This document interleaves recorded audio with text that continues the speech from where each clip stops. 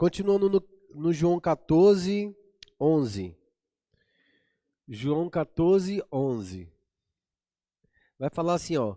Basta vocês crerem em mim, quando eu digo que estou no Pai e que o Pai está em mim. Creia nisso, ao menos por causa das mesmas obras. Digo a verdade a vocês, aquele que crê em mim fará as mesmas obras que eu faço, que eu tenho realizado, e fará ainda maiores, que eu vou para o Pai. Porque eu vou para a presença do Pai. Ou seja, ele dá um requisito para você. Fala assim, creia. Se você crê, obras maiores serão feitas. Então, na hora que você chegar para orar, na hora que você chegar para fazer qualquer coisa, crendo quem é Jesus, ele faz qualquer coisa. Ou seja, quais eram as obras que ele fez? Curou, libertou, abençoou. Se isso está vingando na vida de vocês, é porque você está em Jesus. Mas lembra que ele está dizendo assim, ó, creia que eu estou no Pai e o Pai em mim. Agora, por que eu digo que a estatura que você tem que ter é a estatura de Jesus Cristo? Porque Deus, quando ele envia Jesus, ele mostra como eu devo ser na terra, no meu relacionamento com o Pai. A estatura de Jesus é a que eu tenho que alcançar. Ele vai falar isso para os discípulos e dizer assim, ó, não importa que os discípulos não sejam maiores do que o discipulador, mas que sejam iguais. E aí, sobre estar em mim e estar no Pai, vamos para João 19. Não, João 17, 19. João 17, versículo 19. Olha o que vai dizer. Eu me santifico em favor deles, para que eles sejam santificados pela verdade. Então, o que é que santifica a minha vida? É o jejum? É a oração? O que santifica a minha vida é o conhecimento da verdade. Jesus é quem está dizendo, eu me santifico indo até a cruz, não pecando, fazendo a vontade do Senhor, em favor deles. Quem é deles? Falei, sou eu. Para que também ele seja santificado pela verdade. Quando eu conheço a verdade me liberta. E eu ando na santidade. Que verdade é essa? O que é que Jesus fez na cruz do Calvário? Ele foi e morreu pelos meus pecados. Significa que eu sou perdoado. Mas quando ele entregou a alma e o corpo, significa que ele matou a sua natureza em Adão, que era pecaminosa. E agora, quando você se entrega a vida dele, a semente divina, que é a vida eterna, vai dentro de você. Porque a Bíblia vai falar que quem está em Cristo é nova criação. Gente, o que é nova criação? É uma coisa totalmente diferente do que você vivia, ou quem era você, ou da onde você veio, de Adão. Jesus morreu na sexta-feira, que ele foi para a sexta-feira da crucificação, correto? Não é sexta-feira? Quantos dias? Domingo, segunda, terça, quarta, quinta, sexta. 6 é o número de homem. Então ele matou a humanidade. Deus disse que no sexto dia criou o homem. Quem é o homem que foi criado no sexto dia? Adão. Jesus morreu no dia que Adão foi criado, no número de Adão, da humanidade, justamente para dizer assim, ó, quem era você em Adão, agora eu estou sacrificando ele, matando a mim mesmo, entregando a minha vida, para que você nunca mais tenha uma familiaridade, ou seja, descendente deste homem que foi em pecado. Agora você precisa ter uma nova natureza, a natureza de Jesus Cristo. E aí, nesse texto, ainda Jesus não tinha morrido, mas ele estava orando por mim e por você. Seu nome não está aqui, o nome seu escrito não está aqui, mas a referência está. Quer ver? No 20. João 17, 20. Eu não estou orando por eles. Quem é eles? Os discípulos. Eu não estou orando somente por eles, mas também por aqueles que crerão. Alguém de vocês creram aqui em Jesus? Então Jesus estava orando. Jesus estava orando por você. Na eternidade ele olhou assim, ó, 1973, 74 vai ficar nascendo gente que vão crer, que é você, é você, é você, é você. Jesus estava orando por você, João. Antes mesmo de você nem existir. Antes mesmo de seu pai nem existir, nem sua avó nem existir. Porque aqui marca o ano 0. Ou seja, no ano 33, Jesus estava orando por mim e por você. Está aqui seu nome escrito. Eu vou orar, Senhor, por aqueles que ainda crerão em mim. Se você creu, ele estava orando por você. Porque ele é o sumo sacerdote. E ele está sentado à direita do Pai, intercedendo por quem? Pelos santos. Ele está agora, nesse momento, fazendo orações, dizendo, Pai, a Vera precisa disso. Como é seu nome mesmo, que eu esqueço? A Maria Rosa precisa disso. Eu estou orando, e se ela orar para mim, ela tem um sim e meu amém. Então, precisamos orar segundo a palavra de Deus. O próprio Espírito Santo falava assim, se vocês orarem segundo a vontade de Deus, o Senhor fará, o Senhor te dará. Então, ore segundo a vontade de Deus. Orem segundo a vontade de Deus. E que é a vontade de Deus? Pega a palavra e fala assim, o Senhor deseja que eu seja assim. Orem, tem outro versículo que vai assim, orem, insista com o Espírito Santo a respeito da sua necessidade. Quantas vezes eu orei, Senhor, Espírito Santo, eu preciso disso, Espírito Santo. Eu preciso disso. Aí você fala, mas ele já vai te dar. Não.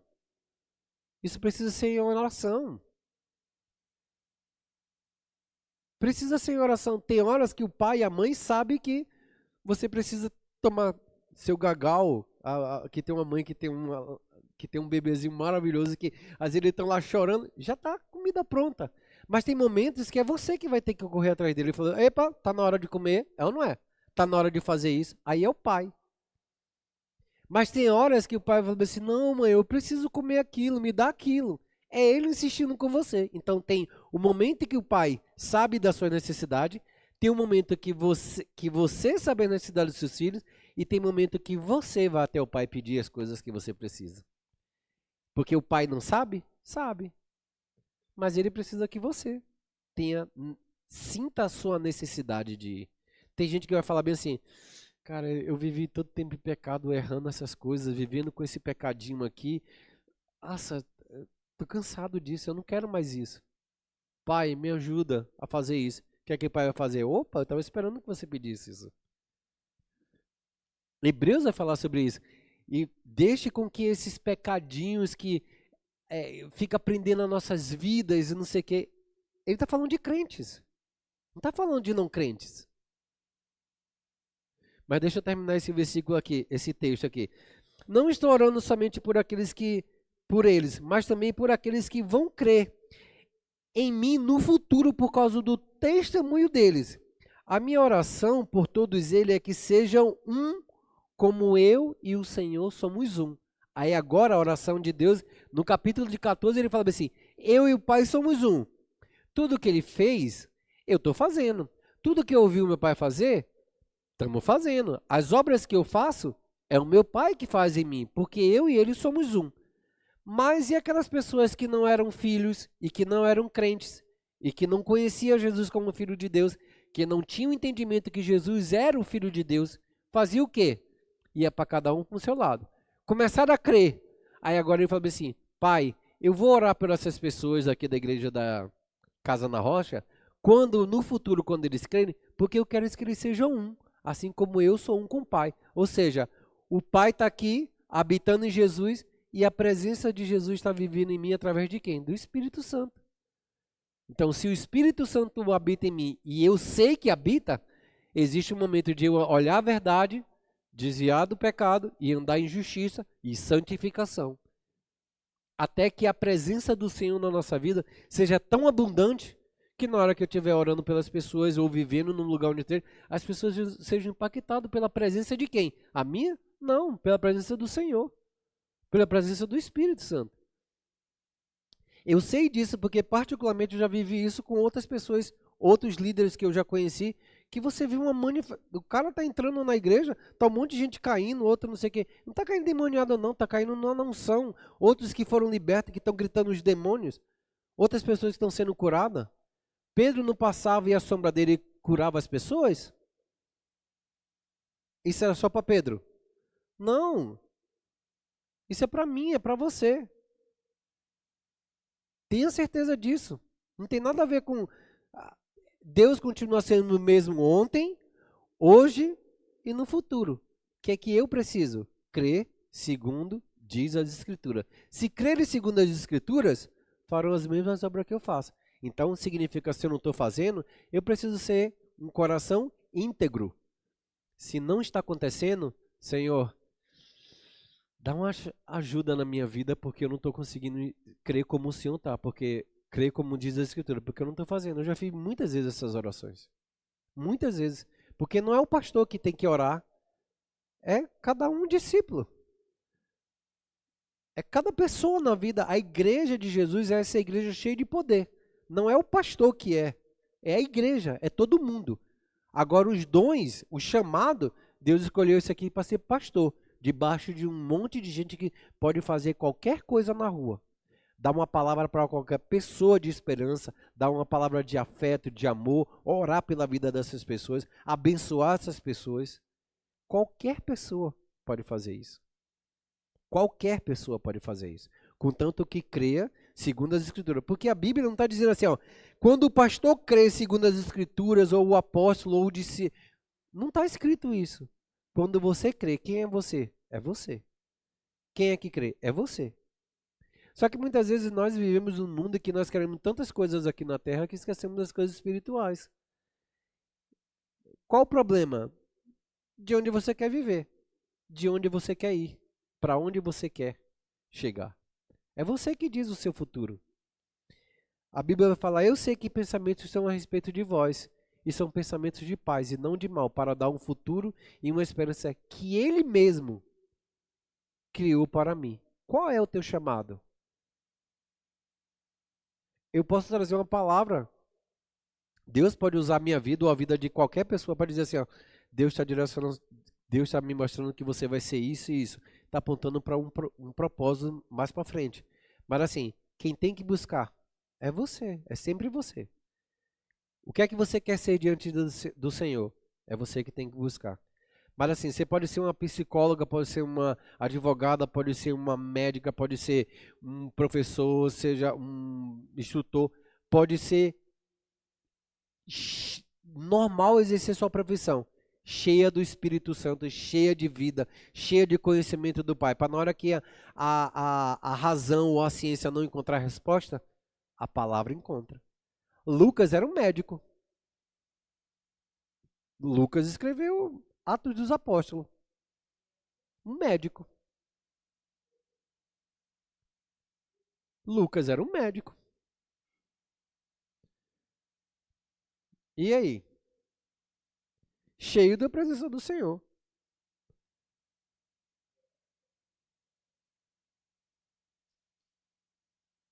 E tinha advogado? Cheio da presença do Senhor. Tinha reis? Cheio da presença do Senhor. Então, assim, não importa. Deus não fala assim, ah, você, João, é educador físico, aí agora eu te chamo, eu vou dar dons e não sei o que para você vir para a igreja, para ser pastor. Não, gente, não é isso. Lá onde você está, a Bíblia fala que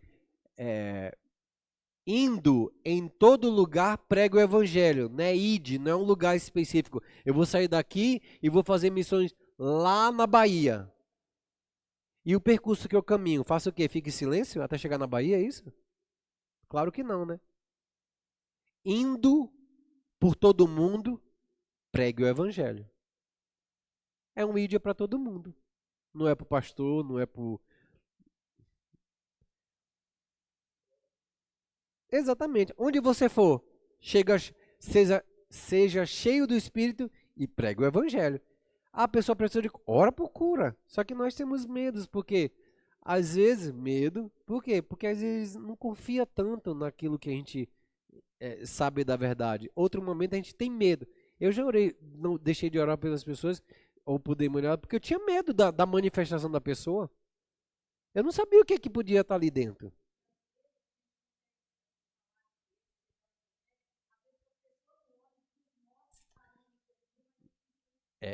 É muito difícil.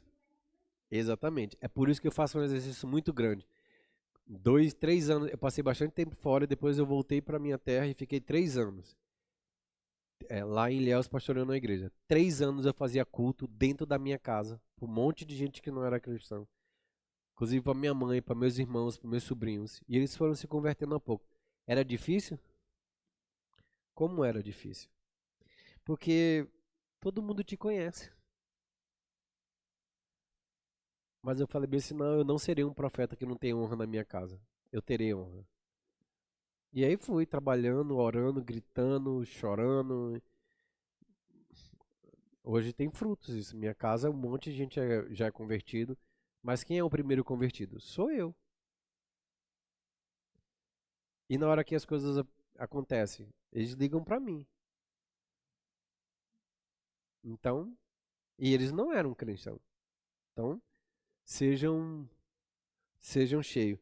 Tá, então quer dizer que Deus estava em Jesus Cristo e Jesus Cristo está agora em quem? Em mim e em você. Através de quem? Da pessoa do Espírito Santo. E a vida? É a vida eterna, é a semente eterna. Como Satanás colocou uma semente de desobediência e pecado na vida de Adão, passou por todo mundo. Aí veio Jesus, fez o mesmo processo, morreu na cruz. Quando você confessa a Jesus, ele pegou essa semente santa e colocou na sua vida. E a semente santa destrói a semente da morte. A semente santa de Jesus Cristo, que é a vida eterna, destrói aquilo que é morte. Então deixa Jesus reinar na sua vida. Deixa o Espírito Santo fluir. Na hora de vier as dificuldades, dá vazão à voz do Espírito. Porque isso vai gerando justiça e santidade. Justiça e santidade. Ao ponto de você estar tão cheio da obediência do Senhor, que o Senhor vem e derrama e as pessoas vão sentir a presença do Senhor na sua vida. Você não precisa fazer nada. Você só precisa obedecer. Obedecer à voz que está dizendo aí no seu coração. A voz que está ali dentro do teu espírito falando. Não faça isso. A razão titubeia. Não, mas eu acho que não é isso, não. Acho. A razão veio, se adequou é para fazer isso. A razão fala assim, não, eu consigo entender. Aí você faz. O Espírito, a voz de Deus não vai falar, não vai fazer isso. Fala assim, faça em fé e obedeça. O resto, deixa comigo. E isso em toda a história.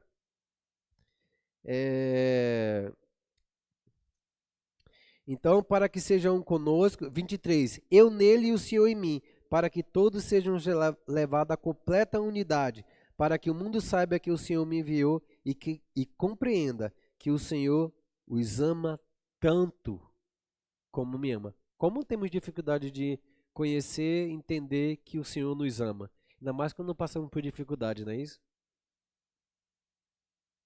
Aí a Bíblia vai dizer em Romanos, nada não poderá nos separar do amor de Deus, nem doença, nem isso, nem tribulação, nem anjo, nem principado, nem morte, nem coisas do porvir. Não importa a situação, Deus me ama. Esses dias eu estava aconselhando não, estava sentado e as pessoas falam, porque eu não sei se Deus me ama, não sei o quê. Falei bem assim, olha, você não vai entender que Deus te ama por causa do sentimento. Nós não fomos chamados para viver na base do sentimento. Nem homens, nem mulheres. As pessoas que vivem a fé em Cristo vivem pela fé. Pode estar caindo no universo. Você vai falar assim, não. Não importa o que acontecer, eu vou fazer isso porque isso é a vontade do Senhor.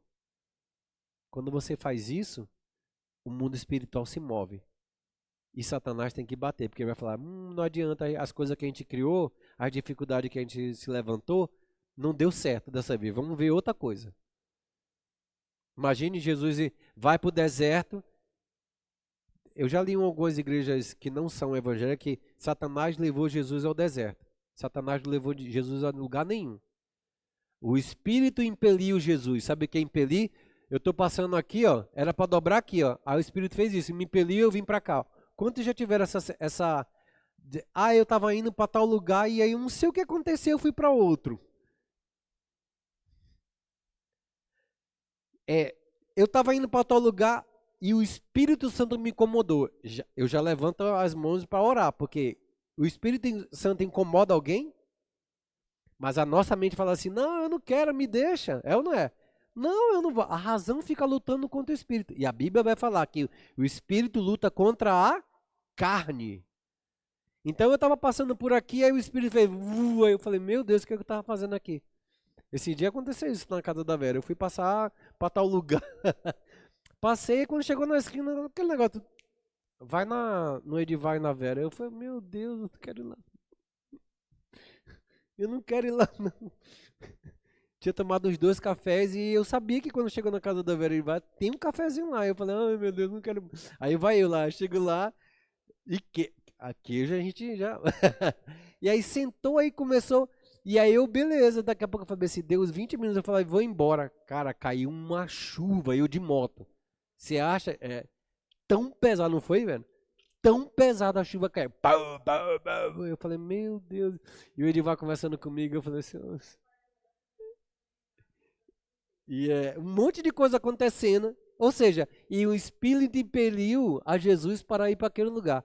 Só que Satanás é esperto. Ele fala, ele vai ao deserto, não tem comida lá. Vou lá tentar ele. Toda vez que a tentação vier, é segundo Deus está direcionando você para algum lugar. E a tentação vem, porque ele vai falar assim, vou ver se ele cai, né? Porque se Deus está levando ele para aquele lugar, vai faltar algumas coisas. Faltou comida. Ele falou, opa, então Jesus, por que você... Eu sei que você é Deus porque eu ouvi a voz do Senhor dizer assim, este é meu filho amado em quem eu tenho um grande prazer. Eu sei que agora você é Jesus, o Filho de Deus. Por que você não transforma essa pedra em pão? E para desse jejum aí. Aí ele falou, nem só de pão vive o homem. Ou seja, tradução, o alimento vai alimentar o meu corpo. E eu não posso comer agora. Então, fora. Isso não funcionou. Passando alguns dias, ele passou 40. Passando alguns outros dias, ele chega lá e fala assim, então, Jesus, eu vou te levar ao pináculo. E eu vou colocar você lá 120 metros.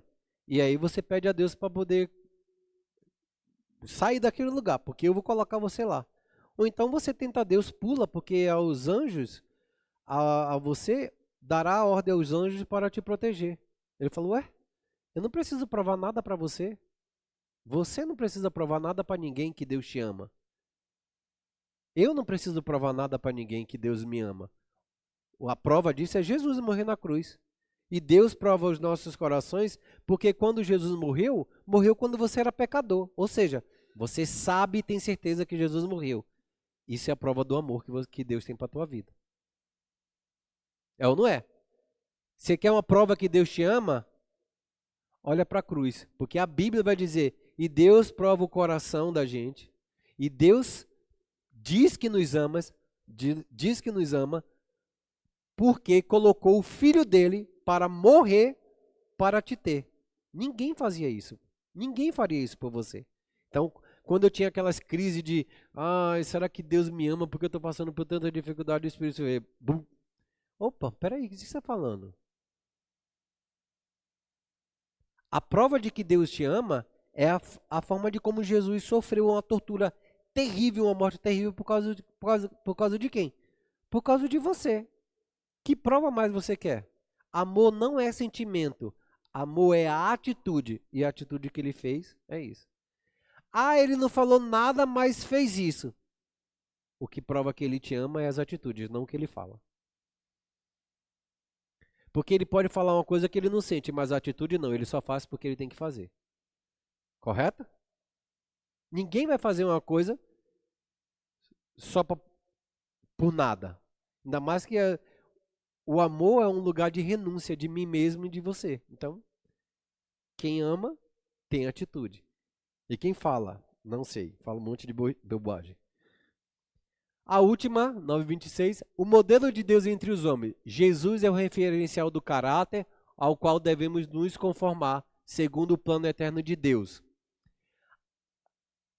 Romanos 8:29 vai falar sobre todos esses atributos e caráter.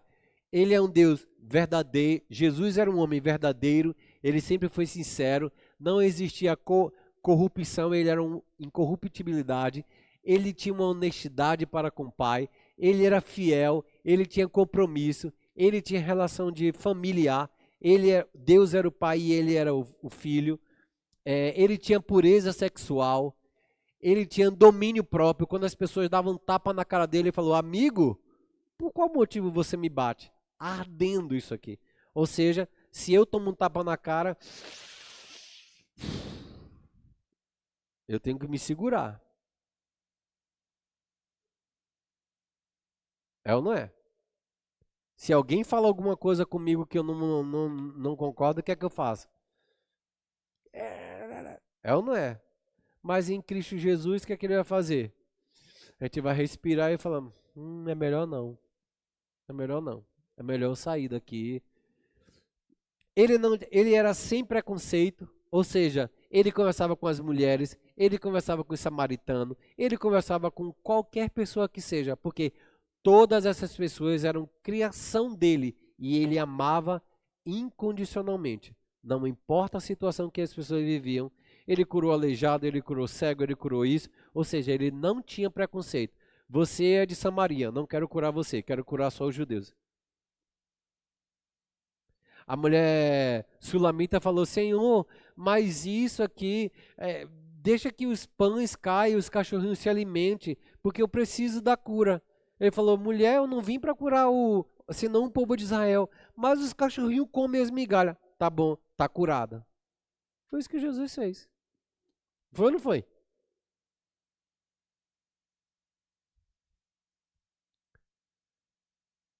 Ou seja, se o modelo de Deus entre os homens é Jesus, e Jesus disse que estaria em mim, a vida dele, então Jesus é o meu modelo de vida. E eu preciso ter essas características, porque é Cristo em nós, a esperança da glória. E se não tem Cristo em nós, faz o quê? Não tem glória de Jesus. É por isso que precisamos ser parecido com Jesus. Parecido em que sentido? Igual a ele, não. Ele é santo. Nós somos santificados mediante a vida dele. É diferente isso? É diferente. Eu não me comparo com Jesus. Eu ando segundo aquilo que ele disse que eu tenho que fazer. Isso gera santidade. Porque tudo que ele faz é santo. Jesus é santo. Eu não. Jesus é o Filho de Deus. Eu não era filho de Deus. Jesus era dominado pela vontade do Pai. A vontade do Pai e Deus eu nem sabia que existia. Eu conheci através de Jesus. Se alguém quer vir ao Pai, tem que vir através de mim, Jesus falou. E qual é o caminho? Eu sou o caminho. E qual é a verdade? Eu sou a verdade. E onde eu encontro a vida? Eu sou a vida. Eu sempre gosto de analisar assim, hoje eu estou no caminho, eu estou no momento da verdade, ou eu estou vivendo a vida?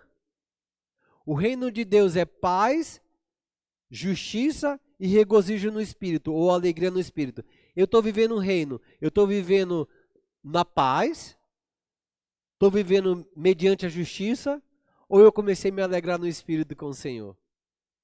Isso são tempos, momentos. O que é paz?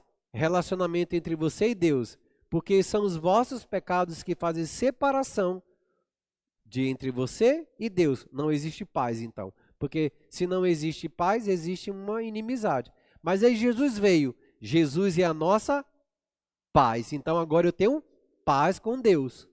Não existe mais inimizade entre eu e Pai. É a mesma coisa que o meu pai estivesse vivo e eu tivesse uma discussão com ele e fugisse da minha casa ou não encontrasse mais com ele. Quando alguém perguntasse: e aí, como é que vai seu pai? Eu não sei, porque eu não tenho amizade com ele, eu não tenho contato com ele. Ou seja, eu tenho uma inimizade. Quando Jesus morre na cruz, ele fala que Jesus é a nossa paz, porque o castigo que estava sobre ele trouxe a paz. Então, ou seja, opa, eu já estou na paz do Senhor aqui. Não me incomoda não, que eu estou na paz do Senhor. Lá os baianos gostam de fazer. E aí, cara, não me chateia não, que eu estou na paz do Senhor. Aí, o reino de Deus é paz, justiça. O que é justiça? É quando você entende aquilo que Jesus fez na cruz do Calvário, você começa a confessar. O evangelho é uma confissão. Imagine, Eu tô lá e alguém, imagine que o juiz me chama para falar sobre um crime. E aí, pegar o João aqui, o João fez aquele delito, aí ele me chama diante do juiz e eu falo assim, não, ele não fez isso, ou ele fez. O que é que eu fiz? Eu confessei. É isso? Não é verdade? Aí agora eu sou o reino, estou no reino de Deus. E Deus é o nosso juiz. É isso que está na escritura? Então eu estou andando. Imagine que alguém me oferece alguma coisa para roubar, eu falo assim, opa, eu não tenho nada a ver com isso. Eu agora pertenço ao Senhor, não tenho nada com essa vida. O que é que eu fiz? Eu fiz uma confissão. Para o outro, eu dei um testemunho de vida. E para mim, eu confessei a quem eu pertencia. É claro isso? É claro, policial, isso? Valdir, policial. É claro ou não? Imagine que alguém chega e me oferece, é, seja lá, qualquer coisa que me faça pecar. Prostituição, roubo, mentira. Ah, você vai ser chamado aqui porque eu quero que você diga isso e isso. Ué, mas isso é mentira. Qual o problema? Eu só pedi para você fazer uma mentira aqui. Eu? Não, eu não pertenço mais a isso. Agora a Bíblia fala que eu tenho que andar na verdade. O que é que eu fiz? Eu fiz uma confissão de quem eu pertenço, de quem eu sou. E para ele recebeu o meu testemunho de quem eu pertenço.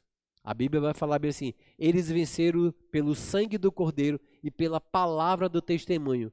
Ou seja, toda vez que a palavra do testemunho tem, existe uma confissão. O juiz vai falar bem assim: você que é o testemunha? Entra aí. O que é que você viu no crime? Eu vi isso, isso e isso. O que é que eu fiz? Uma confissão. E é uma testemunha. Então, toda vez que você confessar a justiça de Jesus Cristo, você está confessando e está testemunhando. Eles venceram. Então, a justiça que a Bíblia está dizendo é, agora o diabo chega, não, faz isso, não sei o que. Eu falei, não, porque a palavra diz que eu fui perdoado, e o diabo sussurra na sua mente. E às vezes você fala assim, da onde está vindo isso? Eu acho que é de mim, eu acho que eu sou pecador. Não, porque você é nova criatura. O que ele está encontrando é as fortalezas mentais que antigamente ele tinha com você. Ele fala assim, mas não é bem assim. O que é que ele fez com Jesus? Ah, ali é um homem.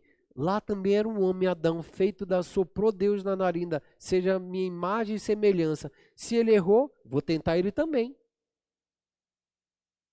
Ou seja, ele tentou Adão assim como ele queria tentar Jesus. Ele tentou Jesus assim como ele tentou Adão. Qual a diferença de um e outro? É que um outro confessou de quem ele era. O outro confessou de onde ele veio. Eu não sou da terra, eu sou do céu. Jesus confessou que ele não vivia querendo provar nada para ninguém, nem tentar Deus de nada. Jesus confessou. E vocês confessam também. Maravilhosa, pode falar.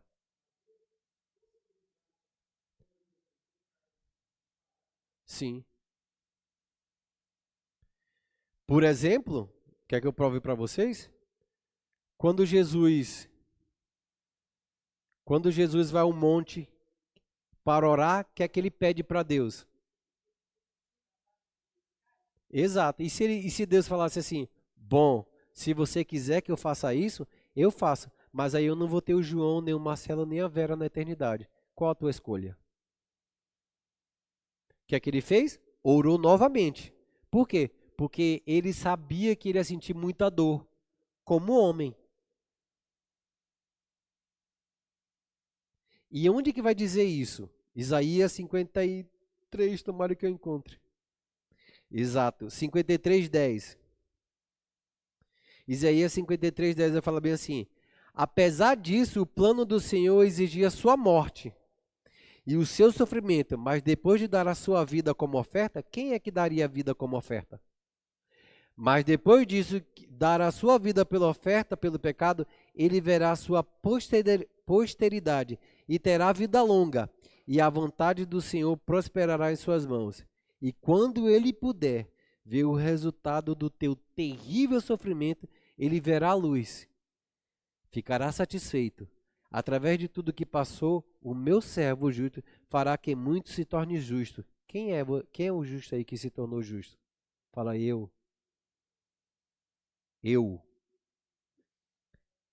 Através de Jesus. E ele fala assim, ó, mas depois de dar a sua vida como oferta pelo pecado, ele verá a sua posteridade. O que é posteridade? Todo mundo que nasceu depois da confissão dele. E terá vida longa, e a vontade do Senhor prosperará. Que vontade do Senhor? Todo o nosso texto, todo o nosso estudo é sobre isso. Deus te deu uma vontade, ela vai prosperar ou não vai prosperar?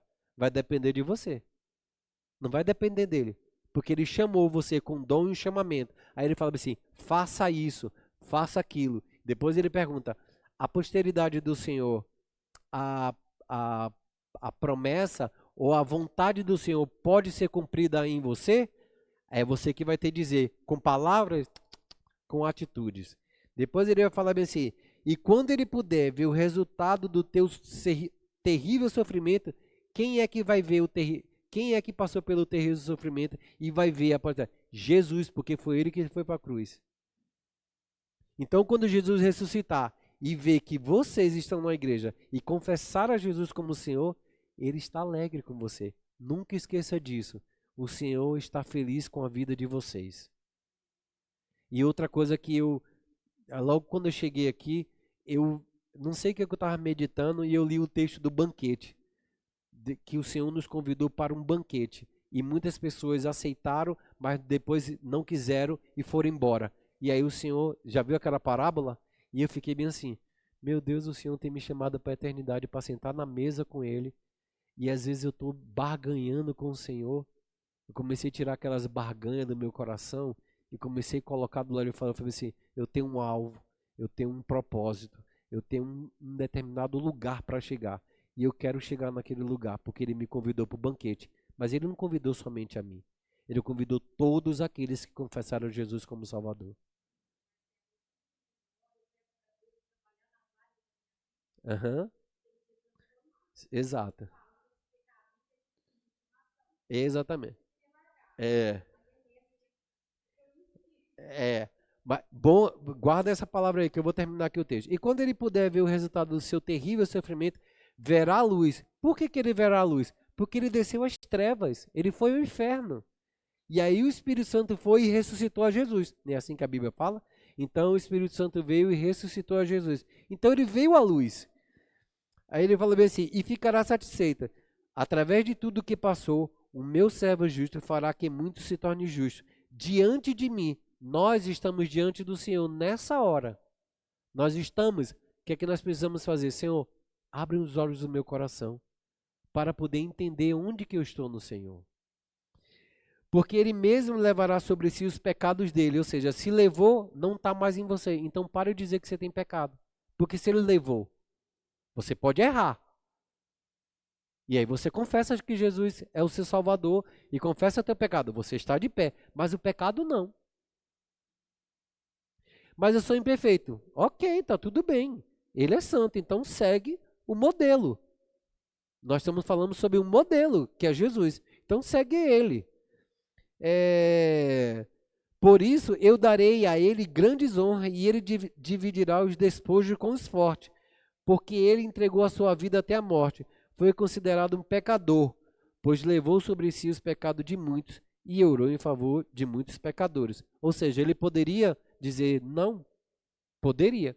Porque Jesus não poderia dizer assim, eu não posso falhar e aí eu vou no monte para orar. Seria falsidade, correto?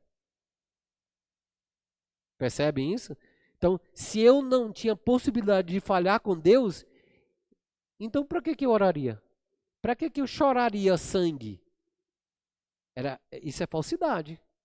Isso seria uma camuflagem, correto? Um fingimento. Era essa palavra que eu queria encontrar. Então, significa que ele poderia falhar? Fale que sim. Jesus não é uma carta marcada e nem nós somos carta marcada. Por isso que a Bíblia fala que ele o predestinou para ser como Jesus. Ele predestinou a você ir para o céu. O que é predestinação? Destinou e eu tenho uma pré. Eu tenho uma seleção e tenho uma pré-seleção. Vocês são chamados a partir de agora de Jesus pré-determinado a chegar. Mas quem vai determinar quem vai chegar lá? É Deus? É você dizendo sim a Deus e não ao mundo. Sim a Deus e não ao mundo. Sim a Deus e não ao mundo. Eu gostaria muito, eu já falei isso para vocês aqui, para algumas pessoas no negócio. Eu não gostaria de ser missionário. E as pessoas me veem viajando bastante e falam assim: nossa, o Marcelo gosta tanto de viajar. Não, gente. Eu viajo porque eu tenho que obedecer ao Senhor. Porque eu gostaria de ser policial federal. Eu, Marcelo, gostaria de ser policial. E todas as vezes que eu estudei, inúmeras vezes para poder concurso, acontecia assim: eu tenho um chamado para você, vai para aquela cidade, prega lá o evangelho. Amém. Vai para aquele lugar. Eu vou fazer o quê? Não, Senhor, você não tem um plano perfeito para minha vida. É isso? Não, ao contrário. Esse versículo veio a mim quando eu estava no início da minha caminhada. Jeremias 29:11. Pois eu sei que planos tenho a respeito de vós. São planos de paz e não de mal, para dar um futuro e uma esperança que eu mesmo criei para você. Ou seja, não importa o que é que eu queira fazer na minha vida, Deus já tinha um plano quando me criou. E isso é uma realidade na minha vida e na sua. Quando Deus soltou você, que seus pais tiveram relação sexual, veio uma alma e foi pum, aqui já estava destinado a sua vida para a eternidade. Aonde a palavra diz isso? Davi falou bem assim: pois eu sei que meus dias estão contados e todos eles estão escritos nas vossas mãos. Para finalizar, a Vera comentou sobre esses dos pecadinhos. Olha o que é que diz Hebreus 12:1. Romanos 12:1. Vou ler. Hebreus 12:1. Visto que temos uma multidão, quando ele fala visto que temos uma multidão, é aqui no capítulo 11, ele vai falar de Abraão, de Isaac, de Jacó, os testemunhos de cada patriarca, cada pessoa. Ele fala assim: ó, visto que temos uma multidão de testemunho ao nosso redor, afastemos de qualquer coisa que nos torne vagarosos ou nos atrase, e especialmente aqueles pecados que enroscam tão fortemente em nossos pés e nos derrubam. E corramos para a perseverança, a corrida que Deus tem proposto para nós. Mantemos o olhar firme em Jesus, o autor e consumador da nossa fé. Ele esteve pronto a padecer uma morte vergonhosa na cruz por causa da alegria que sabia que teria depois. Lemos o texto de Isaías 53 e Hebreus 11:12 vai falar a mesma coisa. Mas o que eu chamo a atenção? Afastemos de qualquer coisa que nos torne vagarosos. O que é que nos torna vagarosos? Se a gente começa a caminhar aqui, aí vem alguma coisa que nos distrai, um pecado que nos distrai, uma luta, um problema, e a gente fica assim: ah, tá, legal isso aí, né? E aí vai ficando devagarzinho, né? Aí o Senhor fala: ei, ei, ei, ei, ei, olha para frente. Olha, é para frente, não é para o lado não. Imagine que aqui tem um caminho de retidão e aqui tem um monte de demônios, um monte puxando a gente para as situações da vida, para viver aqui, para ter aqui, para construir aqui. E aí você fala: nossa, é verdade, isso aqui seria tão legal. Aí para e fica olhando aquele negócio, contemplando. Quantos já viram, você está sentado no lugar e vem aquele pensamento nada a ver, do inferno. E aí a sua mente fica assim, ó, parado, olhando para nada, mas a sua mente estava assim, ó, pum, pum, pum, pum, vai crescendo, vai crescendo, vai crescendo. Daqui a pouco você fala: opa, que é isso? Estou pensando nisso? Não, você não está pensando. São os dardos inflamados do inimigo que vai à sua mente e puxa para que você possa andar devagar ou não pensar de acordo com a vontade do Senhor. Especialmente aqueles pecados que nos enrosca tão fortemente em nossos pés e nos derruba. Já viu que você é crente, mas às vezes cai no pecado? É isso que ele está dizendo. E tão fortemente nos enrosca e fortemente derrubam. E corramos com perseverança. Quando no versículo 12 ele fala: mantemos o nosso olhar firme em Jesus, o autor e consumador da nossa fé. Esse texto aqui é o mesmo quando Jesus está andando por cima das águas, viu o mar revolto, viu o vento muito forte, da onde ele tirou os olhos? De Jesus. O que é que aconteceu? Caiu. Jesus, Jesus, Jesus. Jesus colocou ele no mesmo lugar. Amém? Vamos ficar de pé. Amém. Todos vão ser fortes e correm. Meu Deus, esqueci disso. Obrigado. Vou fazer a... Pode desligar aí, Manuel?